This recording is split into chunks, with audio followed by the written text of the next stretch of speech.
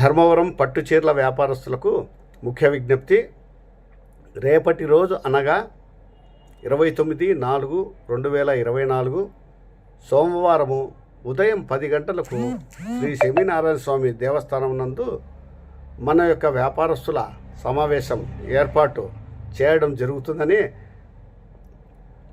ప్రతి ఒక్కరికి స్వయంగా తెలియజేయడం జరిగింది.